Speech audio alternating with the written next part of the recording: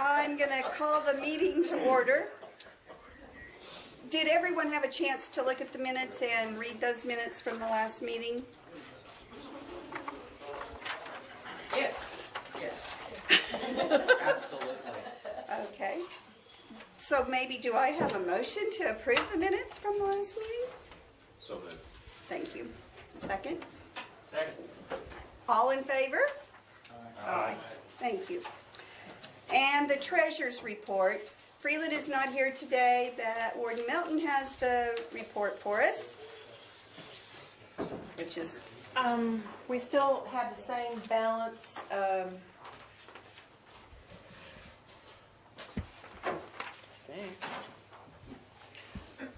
Well, I'll just give you the balance because I'm not sure I know how to read all this, but the year-to-date balance is $39,745.67, and there's been no activity in the CFO account, nor has there been any activity in the local prison fund account at Community Bank. So I think that probably remains unchanged from last quarter.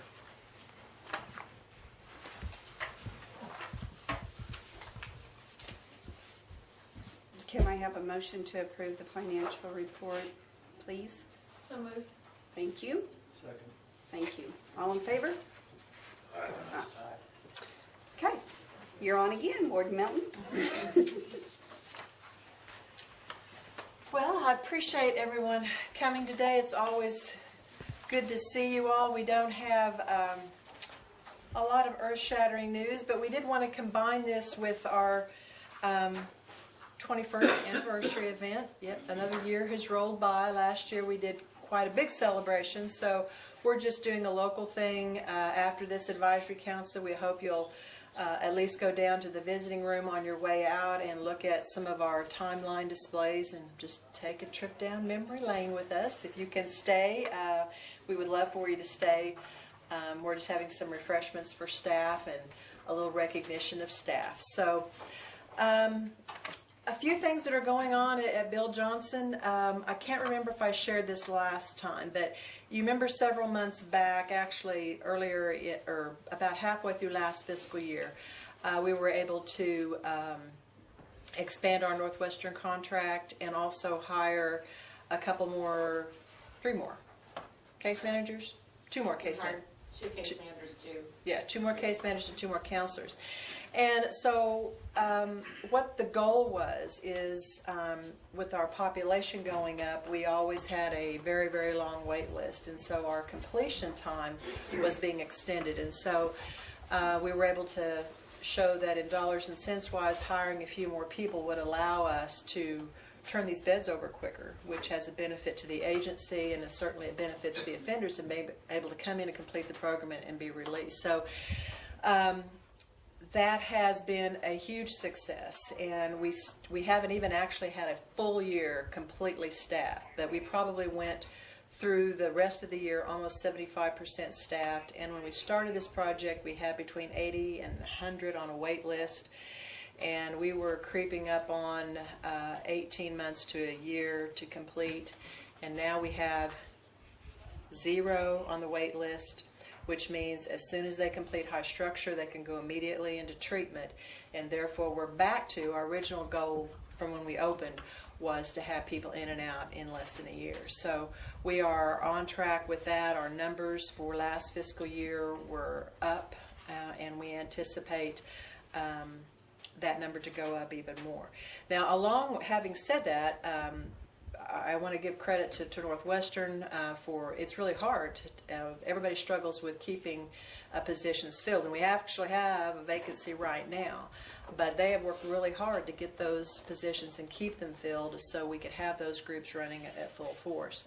And then also we had added the case managers, not just to manage the increased caseloads, but they were also doing some additional groups to help us get that wait list down to 0. So it was very much a joint effort.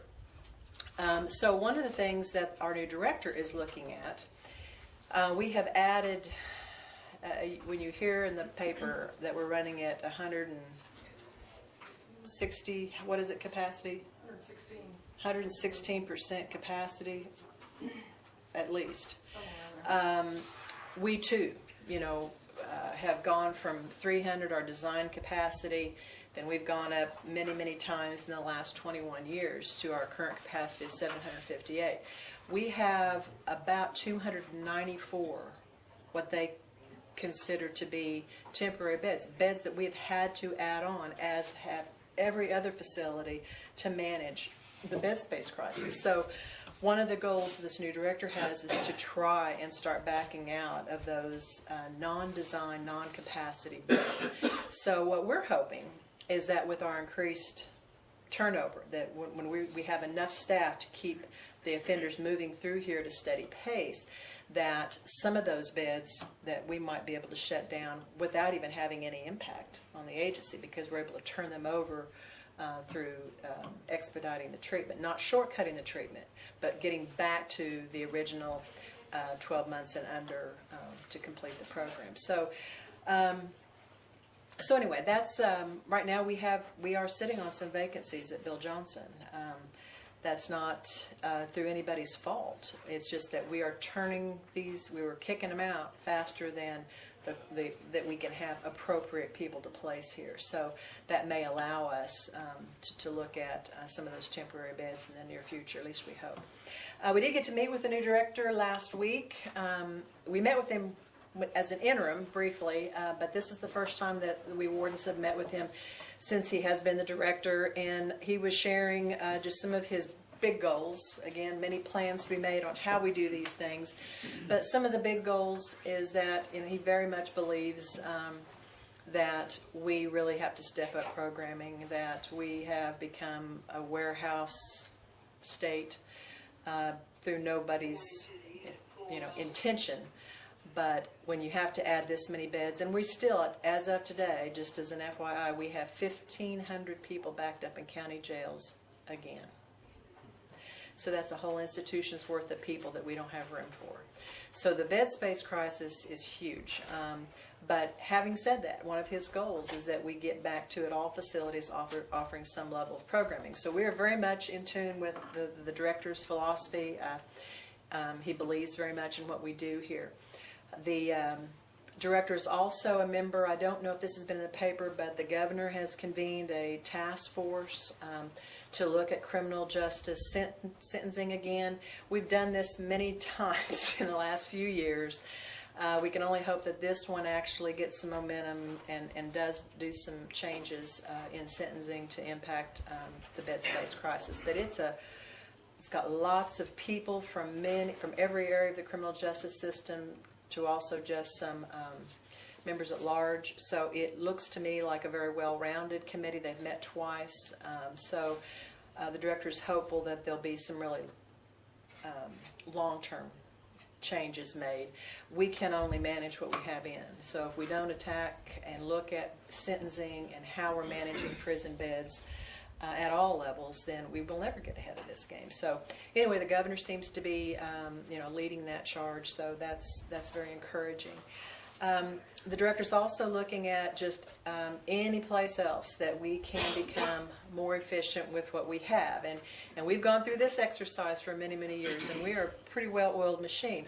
But he's looking at in terms of, and he's really quite shocked, I think, at the condition of some of our facilities. He's been to every facility, and he's seeing firsthand what we've been seeing for many years, especially the older facilities, and the cost to try to keep them even operating, much less bring them up to code and to modern technology.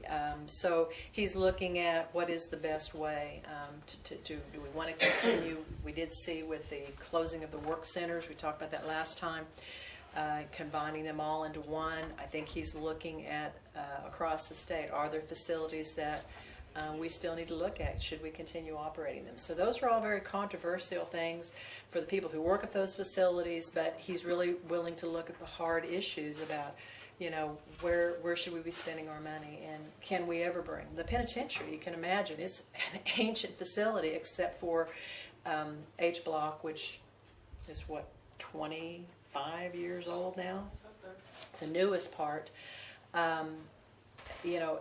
The renovation costs are just just astronomical. So we all were given a task. I think we turned it in the week before last to do a complete assessment of our facilities, which most of us have at any given time. Everything that needs to be fixed, everything that needs to be replaced.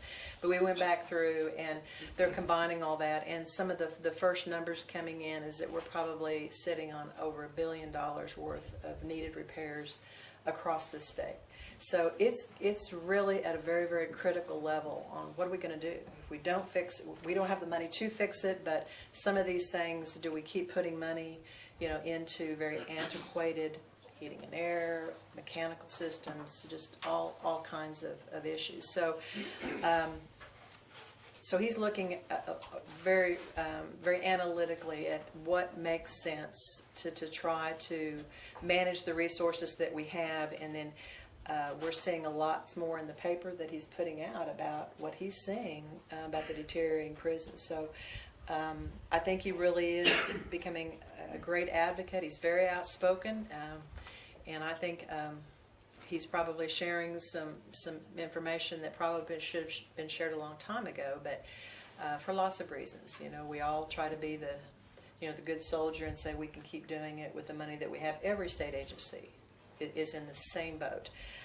But this director is really trying to get that word out that we've got some really, really serious problems in corrections due to the nature of what we do and who we have to serve. So anyway, that was kind of some of the things that he shared with us about his goals in kind of current issues and where he hopes some of his, his education to the public will lead to.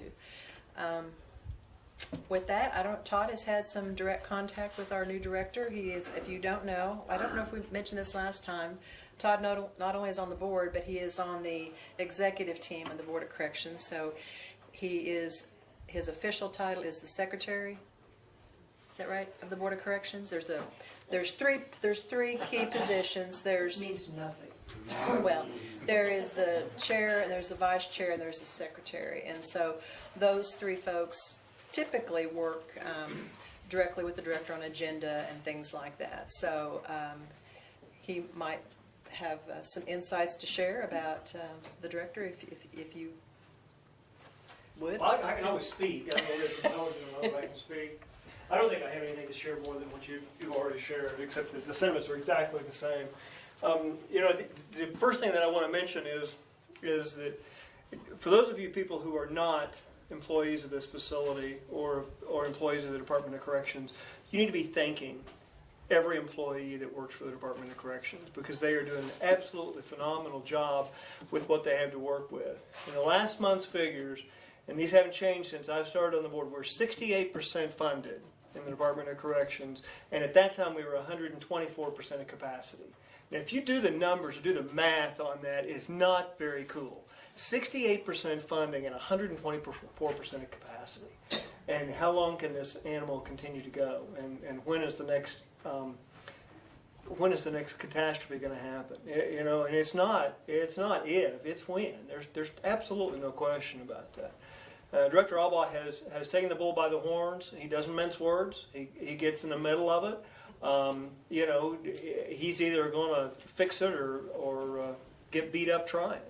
He has great friends in the legislature, and he's gotten monumental things done there. We're very, very pleased. The opening in North Fork is a huge bonus for us. And if nothing else, the best thing it's going to do is to allow classifications to be realigned, where we can get maximums with maximums, mediums with mediums, minimums with minimums, and so forth. And that sounds like not a huge deal for me, right? Before I sat on the population committee, you talk about a maze and a matrix that you can't even imagine. It is mind-boggling to me how many people move in and out of this system every single day. And Dr. Pittman and her staff know exactly, at least she tells me, exactly where every person is at all times. And that's incredible. And I think that their ability to make that happen and to show that that's true, that is pretty phenomenal. They're not off very much, and they're happy to do it. The county jail backups is back up to $1,500. That's a big frowny face to us, because that costs the agency money, and we hate to see that happening. They tell me, we had a population committee last meeting, they tell me that the reason is because of all the shuffling of moving. We're not up to capacity yet at North Fork, and the reason that we haven't moved those people out is not that we don't have beds, but we're trying to get all of these people rearranged again to put their classifications where they need to be. We have for those of you who don't know, I'm very unexperienced on this board, but I have enjoyed every minute of being on it. But our board, as I've sat on several boards, this board works very well together, and there are very common goals with this board. And one of the biggest common goals we have is education, and reforming anybody that can be reformed, but educating everybody. Because somebody is going to be much easier to get along with if they have a little bit of education under their belt. And so this programming space that the warden was talking about is true. There's vacancies here, and we don't need to be ashamed of that. We need to be proud of that. We need to be proud of the fact that they're moving things through. We need to be proud of the fact that we're vacating programming space so we can put programming back in place. So I think the work of this committee is raising, and the bar is raising, because I think this committee is where the programming comes from. Leads within our community, what we do, how we work with these people, what kind of jobs and projects can we put these people with, and how do we point these kids in the right direction so that they can change their life when they went back. I'm going to touch briefly on a personal touch that I can tell you that I have under my family's care. 4 individuals now that are graduates, 3 of this program and 1 of another program, that are working in our community every day. And they are changing their lives completely. And they think Alva is the most fantastic place to live, that they've never been any place that they've had more open arms, and they're ready. And I'm telling you, if you don't think that's rewarding, you're wrong. And I encourage every single one of you to look at some graduate that's here that needs a helping hand. Maybe it's a Big Brother program, Big Sister program, whatever it is. Maybe it's a group of community leaders, or it's a group of church members, or it's a group of 3 friends with the Breakfast Club that want to help somebody get started. It can happen, it's real, and it makes a huge difference. And what that does is that helps us as a community, our workforce, and really helps change those people's lives. I'd entertain questions. I don't want to bore you with stuff that goes on at the boards, but I would encourage you to call me with questions, or call me, and I'm not going to know the answer, but I know the people to call and try to get the answers. It is a complete privilege to be serving on that board from Northwest Oklahoma. In case you didn't know it, we're sparsely populated, and it's pretty hard to get somebody on the board that's from up here. And I happen to be, for some reason, floated around on the pumpkin barrel or something, but I'm proud to be here representing Northwest Oklahoma. So any questions or comments that I can take back to those meetings, I'm happy to do it, but I have to know what they are. So my cell phone's pretty easy to get a hold of, and I'm either at the store or the bank pretty much 24/7. Questions? Yes, sir. Every time I pass Diamondback, the Tonga, I'm wondering why. Is that under negotiation? Looking at it, it's a new facility. It's empty. Yes. And I understand Hinton's going to phase out the federal side. Right. They're, as crow flies, less than an hour. Money is the problem. We didn't have the money to do what we did at North Fork. We didn't have it in the budget to do it at all. So we negotiated an 18-month rent-free. Now, when you grew up and they said there's no such thing as a free lunch, it's true, because it's coming. You got to pay for it at some point in time. But we needed some place to move people and make it. I don't think that there's any question that that's on the radar. Staffing would be a huge problem in that area with oil and gas. That is one of the most booming places in the state of Oklahoma. Staffing is a problem there. The negotiations are in place. They want to do something with those facilities. From $55 to $65 million is what it cost to build those facilities when they were built. And they're in pretty good shape. And the North Fork took a lot of unmothballing, if you will, to get it rolling. But those problems have still been there, but they've been very, very good to work for. And the maintenance side of it that they undertook was monumental. They had to do anything from replace plumbing to air conditioners and compressors and all that stuff. So I think it's on the radar. I think it's a possibility. It's just seeing what we can stomach and what we can get through. And I think information is the biggest part of it. You know, we are either going to have to build more facilities, spend more money in corrections, or incarcerate less people, right? I mean, it's pretty elementary, my dear Watson. You're going to do one or the other. And so we can either reform these kids before they get to this point, or belly up to the bar and put some money up so that we can get it done. Because we've already proven that it doesn't work to cram them in, right? I don't think there's any question about that. Cramming them doesn't make any difference. Warehousing, as the director likes to put them. So, yeah, it's on the radar. Any other questions? Please. Okay. On the heels of the Norfolk thing, one of the reasons that some of those additional housing units haven't opened is staffing. And I've been trying to assist from afar in helping do some special academies for them. Not me, but pulling in some resources to do that. And they're struggling to find people. One of the things that we've learned is that CCA, who had both North Fork, I can't say that, and Diamondback, is that when they hit those the difficulty in hiring, they would expend resources to have vans that would go pick up people in Oklahoma City and drive them in. At North Fork, they brought in trailers and had staff staying there by day and going home on weekends, so they had a transient workforce. So those are things that we may not necessarily have at our disposal, but that's how they would fill in the gaps whenever they couldn't find permanent people to work at those facilities. So staffing is a challenge still across the country. It's better with the oil field letting up a little bit, but we still don't have waves of people coming in. We have more than we did, but there are parts of the state where at Diamondback that could be a challenge. There's really, even at Crabtree, you have Enid to draw from.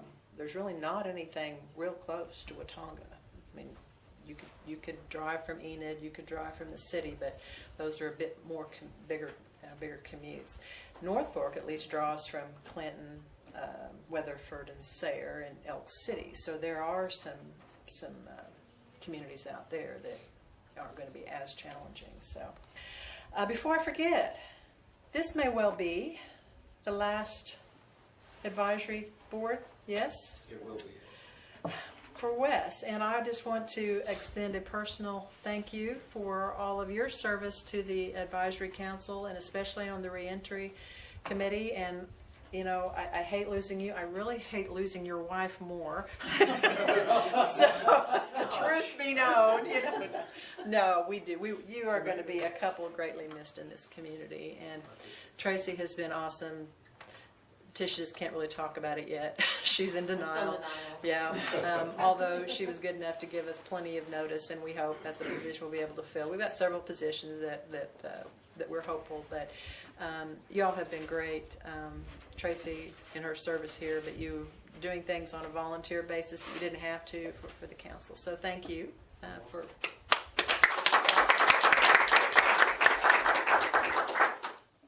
I also had a couple more introductions. I know most of y'all know each other. There's two people you may not know sitting on the front row, and this is one of our newest, some of our newest staff.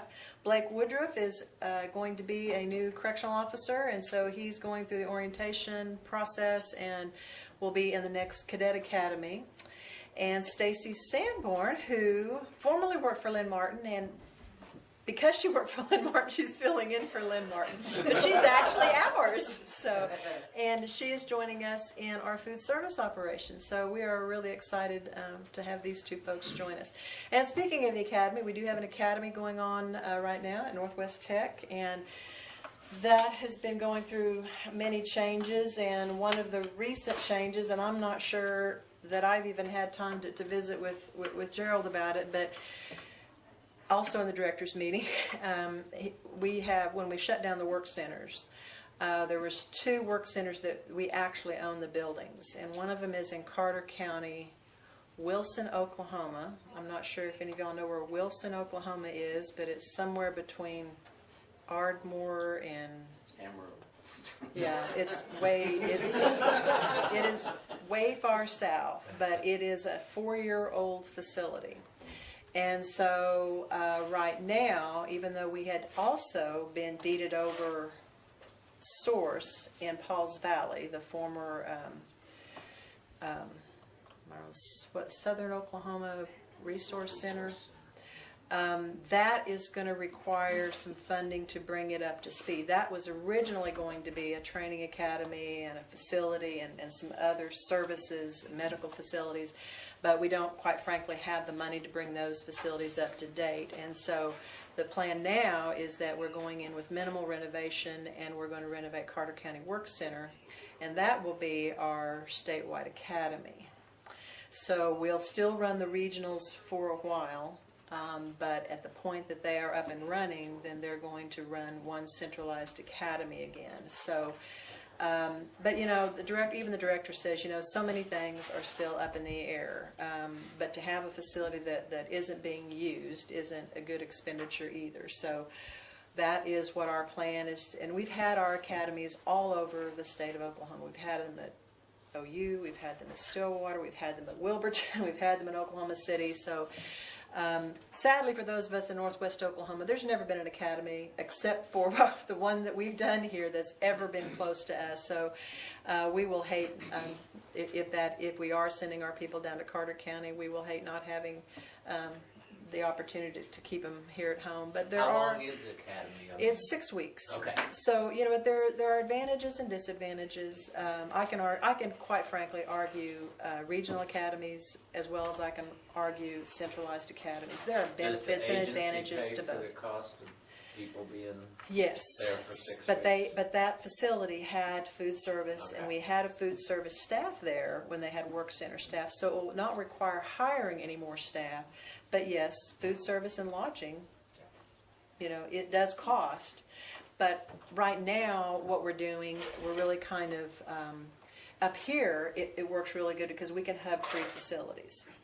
But this model doesn't work everywhere. We've got some facilities that are not close to anything, and they're having to drive in or stay in trailers. And so, you know, what sometimes works in one part of the state really isn't a model that's working in other parts. So the director is sitting back and saying, well, for now, let's see if we can't get it all back under one umbrella where we've got decent housing, we've got good food service, and we can standardize the training again. So that's a change that I would imagine probably I think they're shooting for October. So I don't know, your academy, you may be making a trip to southern Oklahoma for 6 weeks. So, but anyway, there's all kinds of things that are still, you know, being looked at in the agency, and the director has a big job, and I don't envy him trying to make it all work the way that he does. Is there lodging in Wilson? There will, In the facility? in the facility. They'll break it up into, Will you have to pay that out of your? no. It's The same. agency previously paid for all academy expenses out of a centralized training budget. And so, you know, they'll assume the cost for the lodging. Right now, it's just all one dormitory because it was a work center. So there'll be some walls thrown up and some separating the bathrooms, so to have male and female housing. So there is some minimal renovation cost, but apparently not. I haven't been to that facility, so you know, I don't really know. But it's supposed to have adequate room for several classrooms, so we'll see how that works out. But if we don't get to do another academy at Northwest Tech, I appreciate they stepped up at a time when we really didn't have options anywhere, and were the first ones that got this regional model going. So I will never say we won't revisit it, but there may be a pause, and to see if the centralized academy is sustainable and if it does work. So anyway, it has been a great relationship, and the staff have loved not having to be away from home. That has been a huge, one of the big positives on that side. So I know we're about a minute away. Renee, quickly, we've still got a few gap projects going, just so you know. We're still working on the Washington project, but boy, have we made a lot of progress. They've literally learned how to make 30 Oklahoma signs in about a day and a half. They got a little tired of that, so they started a special project. They built the doghouse. No, they didn't hire an architect, they started their own. So we apologize for the riffles, no, just kidding. But they put a lot of artwork into it, and they learned a lot, so now they know how to build the next one. So I encourage you to take a minute and look at their beautiful doghouse. This is just, we were going to do this in the Benson Center, but we're just around in the other building, the visiting center, so hopefully we'll allow enough time for y'all to kind of take a sweep through there before you head, or stay if you can.